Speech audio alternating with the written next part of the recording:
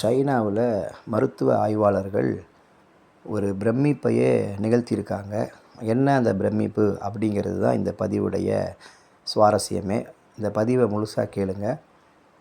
Hong Kong, அதாவது சீனாவுடைய மையப்பகுதி ஹாங்காங். இதில் இந்த பல்கலைக்கழகம், சீன பல்கலைக்கழகம் சூரிச் ஆய்வாளர்கள் அப்படிங்கிற ஆய்வாளர்கள், மருத்துவத்துறையில் இருக்கிறவங்க ஒரு அற்புதம், அதாவது நம்ம நினச்சி கூட பார்க்க முடியாத ஒரு விஷயத்தை அவங்க செஞ்சுருக்காங்க.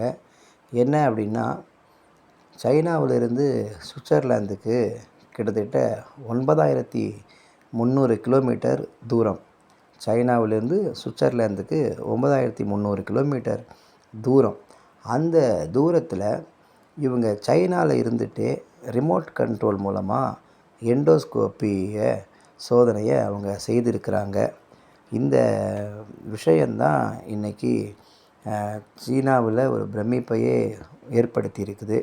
சீனா மட்டும் இல்லை, மற்ற உலக நாடுகளையும் பிரமிப்புக்குள்ளே ஆக்கியிருக்கு. இங்கே சைனாவில் இருந்துட்டு சுவிட்சர்லாந்துக்கு அவங்க ரிமோட் கண்ட்ரோல் மூலமாக எண்டோஸ்கோப்பி மருத்துவத்தில் அவங்க ஒரு சாதனையை நிகழ்த்தியிருக்காங்க. இதுதான் இன்றைக்கி வைரலாக இருக்கிற ஒரு விஷயம். உலக நாடுகள் எப்படி இதை நிகழ்த்த முடியும்? இங்கே இருந்துட்டு 9300 கிலோமீட்டர் தாண்டி இருக்கிறவங்களுக்கு எப்படி நம்ம மருத்துவம் பார்க்க முடியும்?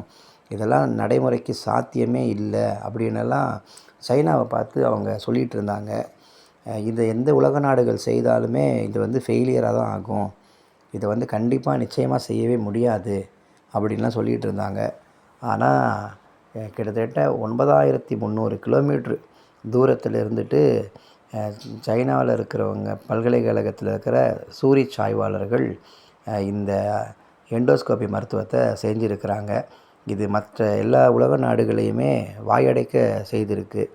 எப்படி இது நடந்துச்சு, எப்படி இது இந்த மாதிரி எப்படி ஒரு மருத்துவத்தை மேற்கொள்ள முடியும் அப்படிங்கிறத இன்றைக்கு வரைக்குமே அவங்க இதுக்கு ஒரு முழுமையான தீர்வு கிடைக்காம, முடிவு கிடைக்காம குழம்பிக்கிட்டு இருக்காங்க மற்ற உலக நாடுகள். சைனா தான் இதுக்கான விளக்கத்தை கொடுக்கணும். இது எப்படி அவங்க சாத்தியப்படுத்தினாங்க?